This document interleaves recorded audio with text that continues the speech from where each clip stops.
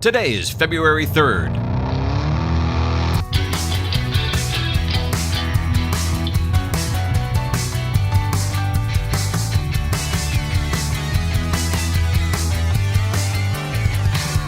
It's the 34th day of the year, and this is the On This Day podcast. If you've been listening since the very first day I started doing this show, some of this may sound a little familiar to you. And if you join the show later on in the run, this will all be new content to you. Either way, I hope you enjoyed today's show. Born on this day in 1894 in New York City, Norman Rockwell. Rockwell, born with a passion to be an artist, will study first at the National Academy of Design and then at the Art Students League, under the tutelage of Thomas Fogarty and George Bridgman. From Bridgman, Rockwell learns the technical artistry that will become one of the defining characteristics of his work throughout his career. As a teen, Rockwell will be hired as the art editor for the magazine Boy's Life, a publication of the Boy Scouts of America. By the time he's 22, he will be painting covers for the Saturday Evening Post. He will paint covers for 323 issues over the course of the next 5 decades. During World War II, Rockwell will paint the 4 freedoms, visual articulations of the fundamental freedoms President Roosevelt lays out in his 1941 State of the Union address. Freedoms that people everywhere in the world should enjoy. During World War II, the 4 paintings, freedom of speech, freedom of worship, freedom from want, and freedom from fear, will tour the country and raise more than $130 million for the war effort. Rockwell's paintings will show heartwarming, poignant depictions of Americana, and later in his career they will reflect his concerns for America, including civil rights and the war on poverty. Of his work, Norman Rockwell will say, quote, "Without thinking too much about it in specific terms, I was showing the America I knew and observed to others who might not have noticed." Norman Rockwell, born on this day in 1894, passes away in 1978 at the age of 84. On this day in 1971, New York police officer Frank Serpico is on the beat in Brooklyn, New York, his hometown. Born in Brooklyn in 1936, Serpico spends 2 years in South Korea as U.S. Army infantry, and then returns home and works as a private investigator. He joins the NYPD in 1959 and in due course becomes a plainclothes officer working vice in the outer boroughs. In the late 1960s, he blows the whistle on police corruption that reaches far and wide throughout the department. By 1970, the mayor appoints a commission to investigate the alleged police corruption, named the Knapp Commission.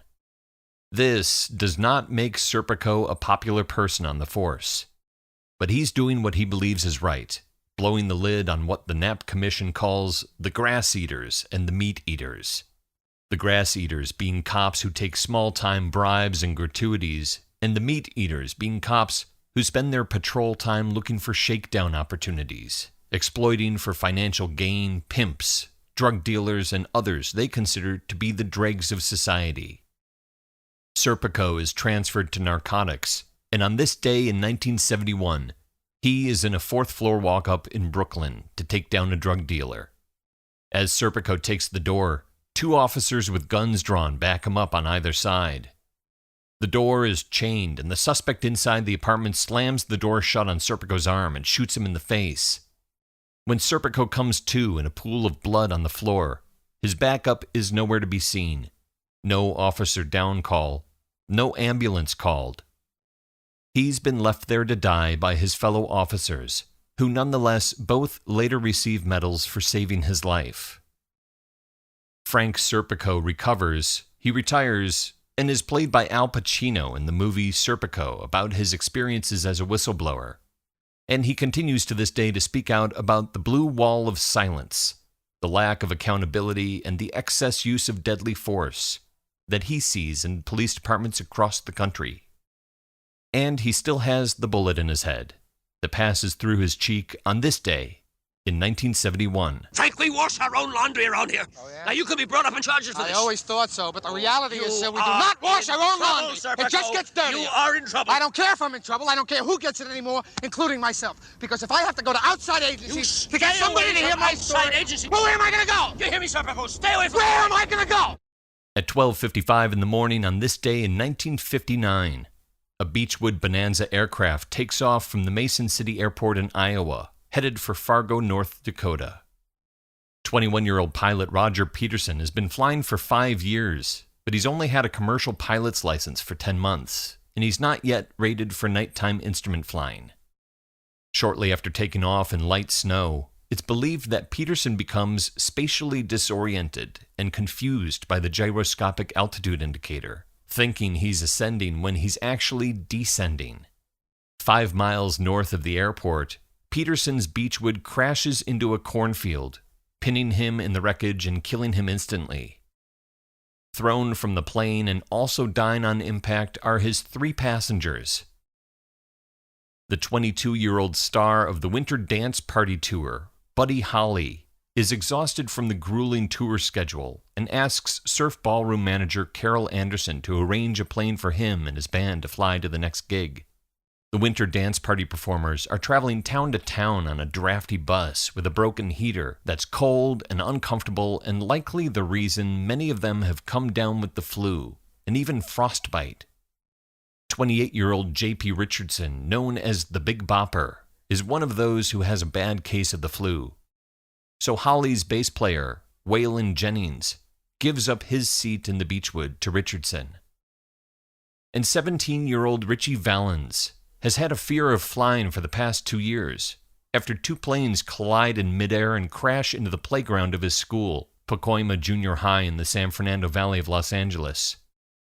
That plane crash kills and injures many of his friends, but he too is tired of the bus and wins a coin toss with Holly's guitar player Tommy Alsop for the last seat on the plane. Buddy Holly's newlywed wife hears the news of his death on TV and suffers a miscarriage due to the psychological trauma. It's soon after this that the practice of withholding victims' names until their families have been notified has begun. These 3 talented young performers, all at the beginning of their careers, in death become legends. Memorialized in song, first in Eddie Cochran's 3 Stars, recorded the very next day, and later in the epic American Pie by Don McLean, a song of lament for the idyllic 1950s that give way to the turbulence and strife of the 1960s, on the day the music dies. On this day, in 1959.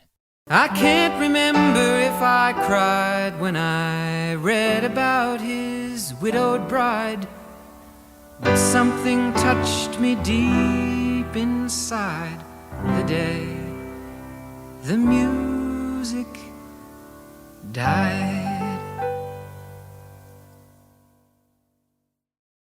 There are 331 days left in the year.